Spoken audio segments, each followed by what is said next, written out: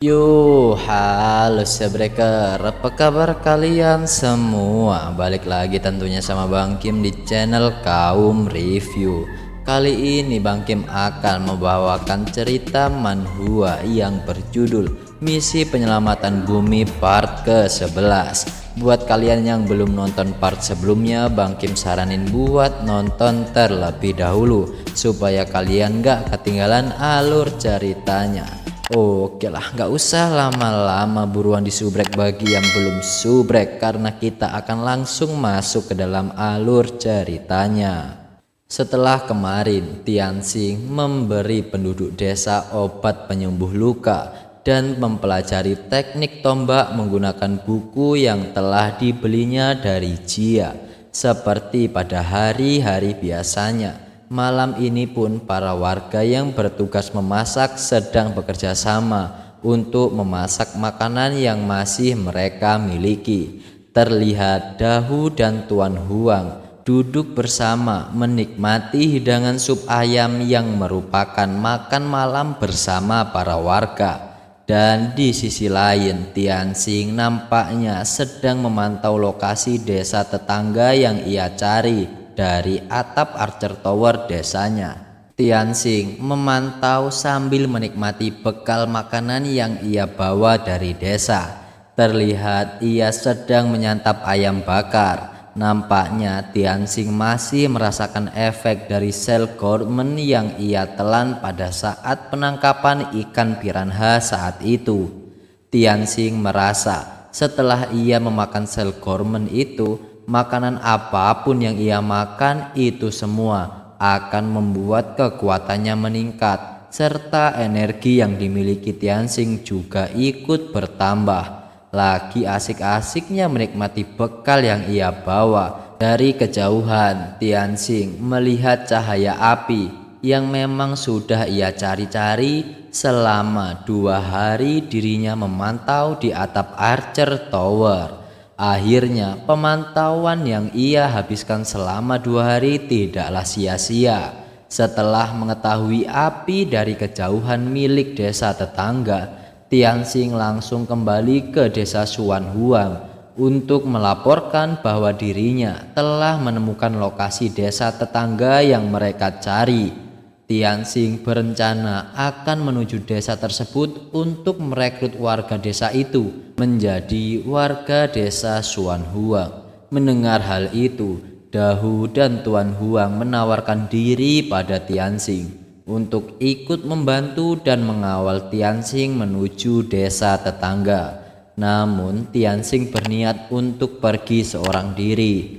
Tianxing mengatakan bahwa jika desa Suan Huang tidak boleh ditinggalkan begitu saja, desa harus tetap dijaga selama ia pergi. Jadi untuk misi menuju desa tetangga, Tianxing menugaskan mereka berdua agar tetap berjaga-jaga di desa, yang mana di desa Suan Huang hanya dapat dijaga oleh Dahu dan Tuan Huang. Tianxing merasa tidak tenang jika desa tidak ada yang menjaga selama dirinya menuju desa tetangga. Dirinya tidak akan merasa aman tanpa adanya pengawalan. Mendengar perintah Tianxing, Dahu dan Tuan Huang pun mengerti akan hal itu dan bersedia menjaga desa Suan Huang selama Tianxing pergi meninggalkan desa.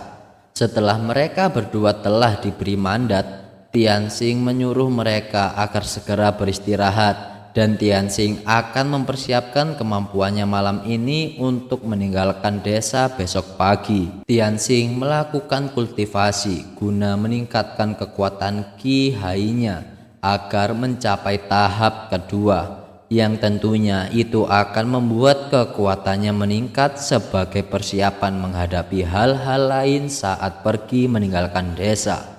Keesokan harinya, di pintu gerbang pagar kayu desa Suan Huang, Tianxing diantar oleh Dahu dan Tuan Huang sebelum meninggalkan desa. Mereka berdua berharap Tianxing dapat cepat kembali dengan keadaan baik-baik saja.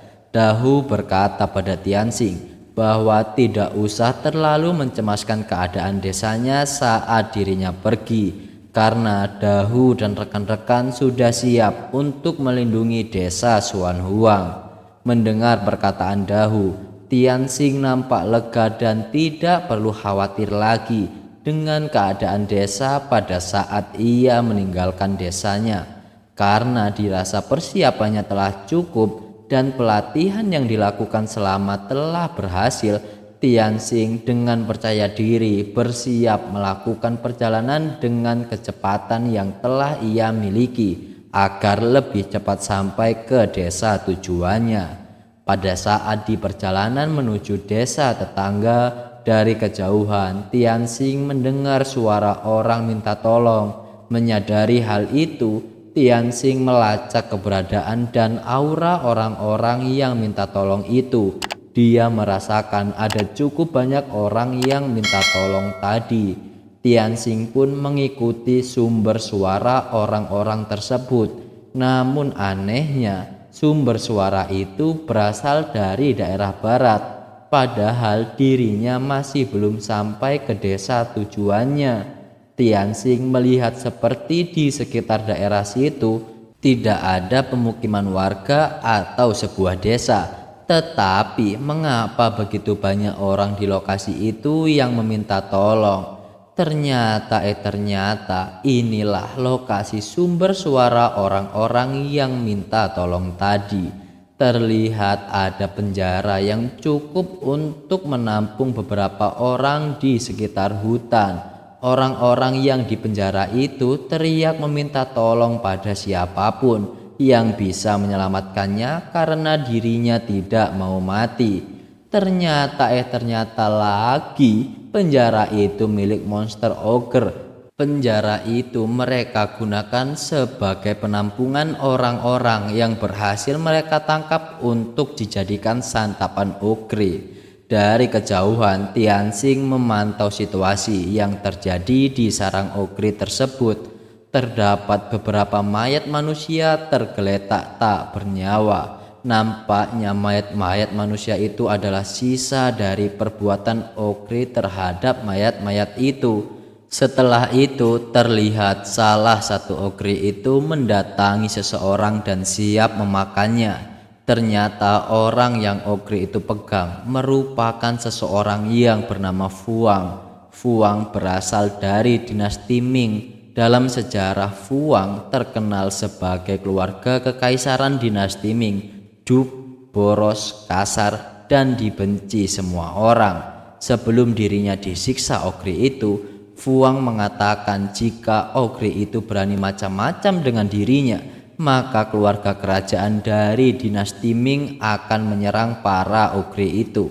Tianxing yang mengetahui sejarah tentang Fuang, dirinya nampak tak peduli dan enggan menolong Fuang. Bagi Tianxing, penjahat seperti Fuang sepertinya lebih baik mati.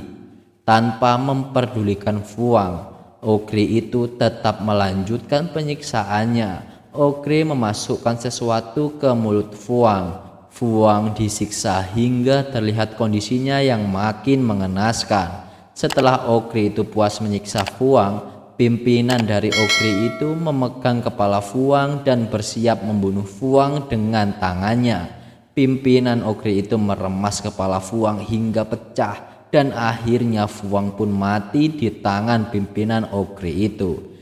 Melihat Fuang yang sudah terbunuh oleh ogre, terlihat Tianxing pun berencana menyelamatkan orang-orang yang masih hidup di penjara ogre. Ada sekitar 100 orang yang harus ia selamatkan. Melihat Fuang yang telah mati dan sedang dipanggang untuk dijadikan santapan oleh para ogre itu, orang di penjara menjadi panik dan ketakutan karena dirinya yang merupakan orang terpelajar tidak mau mati sia-sia seperti Fuang. Mereka rela melakukan apa saja pada orang yang menyelamatkannya.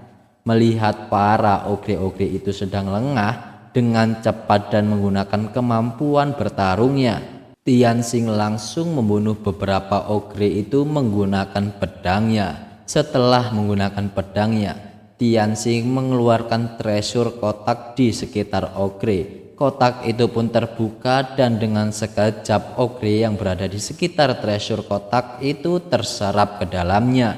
Melihat ada seseorang yang datang menyerang dan membunuh Ogre itu, orang-orang di dalam penjara Ogre terkejut dan nampak senang dan menganggap ada dewa yang datang menolong mereka.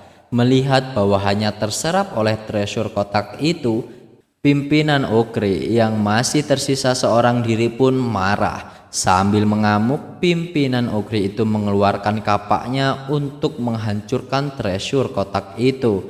Namun belum sempat Raja Ogre itu menghancurkan treasure kotak milik Tianxing, Tianxing langsung mengeluarkan Yin Yang Chain-nya yang berhasil merantai Raja Ogre tersebut seraya berkata, "Anggap saja dirimu kurang beruntung karena bertemu denganku.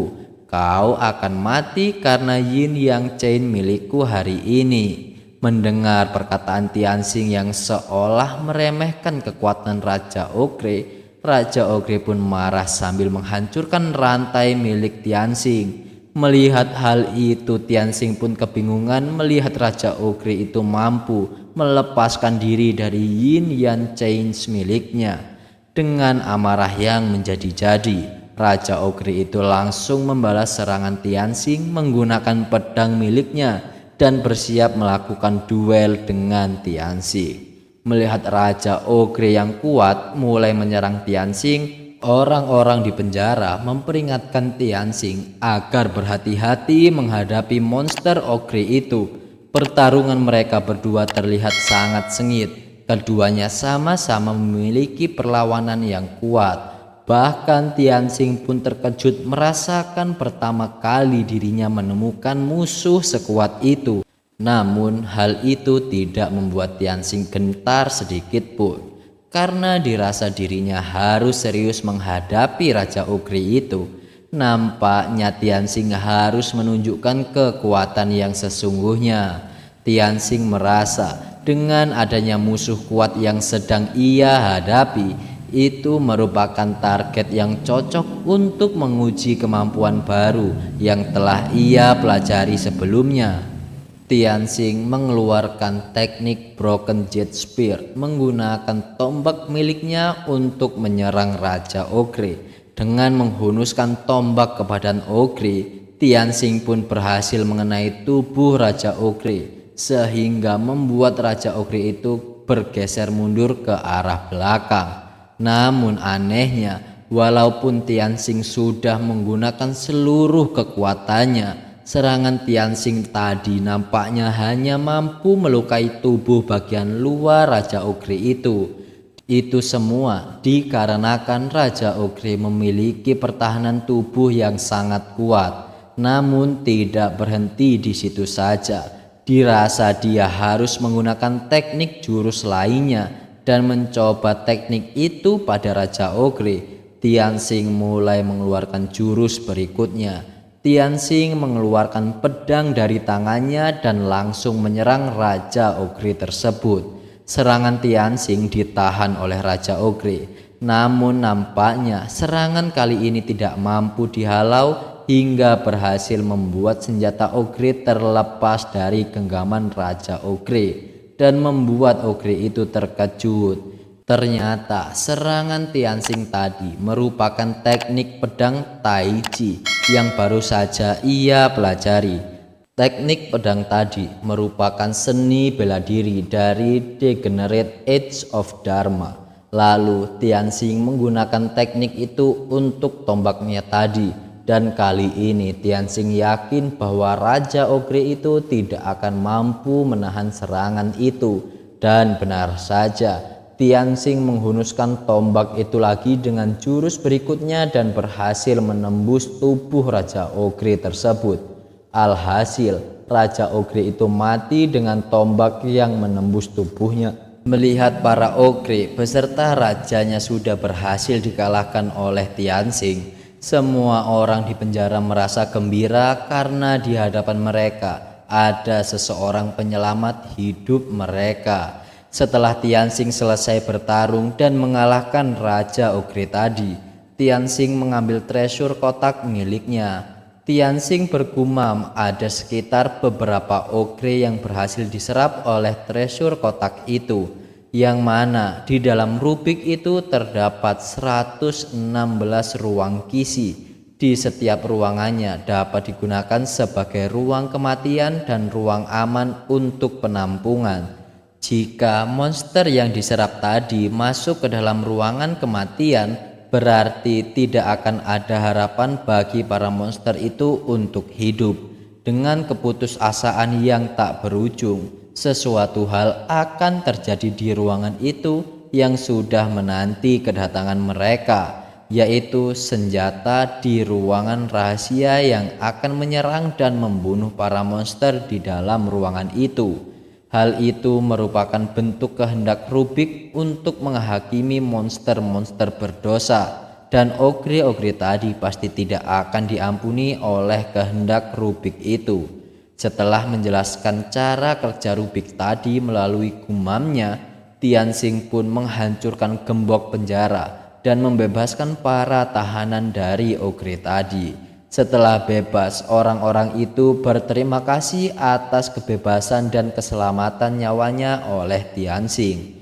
Beberapa orang bersujud dan bersedia menjadi budak Tianxing karena dirinya telah menyelamatkan nyawa mereka sebagai bentuk balas budi kepada Tianxing. Melihat hal itu, Tianxing menyuruh orang-orang itu untuk tidak bersujud kepadanya. Tianxing membantu mereka karena rasa kemanusiaan sebagai sesama survivor di dunia itu. Kemudian Tianxing memperkenalkan diri pada mereka semua dan mengajak orang-orang itu untuk datang dan bergabung ke desa Xuanhuang agar bisa saling membantu serta bertahan hidup bersama-sama di sana.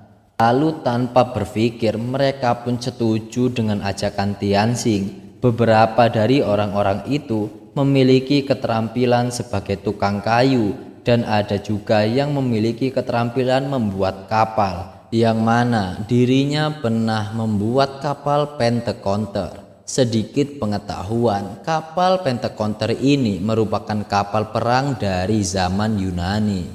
Mendengar beberapa orang yang ia selamatkan tadi memiliki keterampilan yang bisa berguna bagi desa dan dirinya, Tianxing pun nampak beruntung memiliki orang-orang tersebut karena keterampilan mereka berperan penting dalam pembangunan dan pengembangan desa Xuanhuang. Kemudian dari sebelah Tianxing muncul seseorang datang menghampiri Tianxing dan memberikan salam sambil memperkenalkan diri. Orang itu bernama Cao Zeng. Melihat Cao Zeng yang menghampiri dan memberi salam, Tianxing pun terkejut melihat aura Qi yang dipancarkan Cao Zeng. Tianxing berkata kepada Cao Zeng bahwa dirinya merasakan Qi yang ada dalam tubuh Cao Zeng. Tianxing merasa Cao Zeng bukanlah orang biasa. Lalu Tianxing bertanya, mengapa Cao Zeng memanggil dirinya Master? Setelah Tianxing mengetahui nama orang itu adalah Cao Zeng, Tianxing jadi teringat sesuatu yang tidak asing baginya. Ia mengingat bahwa Cao Zeng merupakan seorang kasim yang cukup kuat di salah satu karakter serial TV. Namun karakter Cao Zeng dalam serial TV memiliki perawakan yang sangat tua, sedangkan Cao Zeng yang ada di hadapannya sekarang jauh lebih muda dibandingkan di serial TV. Kemudian Cao Zeng menanggapi pertanyaan Tianxing tentang mengapa dirinya memanggil Tianxing dengan julukan Master. Cao Zeng berkata bahwa dirinya telah bersumpah untuk memanggil penyelamatnya sebagai Master dan akan setia pada orang itu hingga akhir hayatnya. Lalu Tianxing bertanya lagi kepada Cao Zeng, apakah Cao Zeng merupakan overlord dari pabrik timur dari dinasti Ming? Menjawab pertanyaan Tianxing, Cao Zeng pun membenarkan pertanyaan itu sambil memuji bahwa tidak hanya memiliki kemampuan yang luar biasa, tetapi Tianxing juga mengetahui asal-usul Cao Zeng. Cao Zeng pun menjelaskan, setelah masuk dan dibawa ke dunia baru itu, Cao Zheng masih tetap mengingat tentang masa lalunya, namun dirinya berubah menjadi lebih muda setelah mendengarkan penjelasan Cao Zheng. Tebakan Tianxing nampaknya benar tentang Cao Zheng yang ada di hadapannya merupakan seorang karakter serial TV yang Tianxing ketahui. Kemudian Tianxing menduga hanya ada satu orang yang tidak akan ada versi lain dari keseluruhan manusia di dunia itu.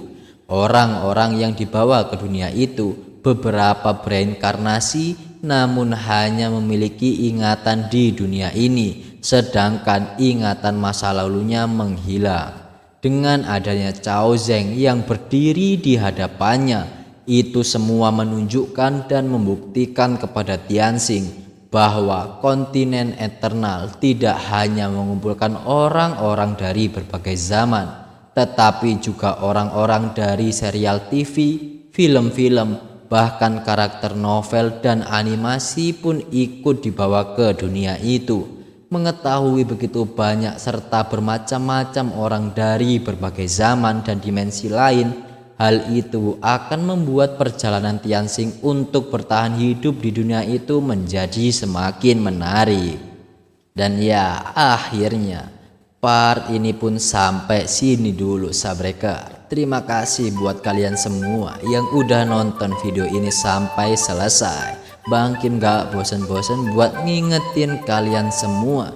Bagi yang belum subrek silahkan dipencet tombol subreknya terlebih dahulu. Dan juga tinggalin like dan komentar kalian sebanyak-banyaknya. Oke lah, terima kasih banyak. Bang Kim pamit, sampai jumpa di part selanjutnya. See you and bye bye.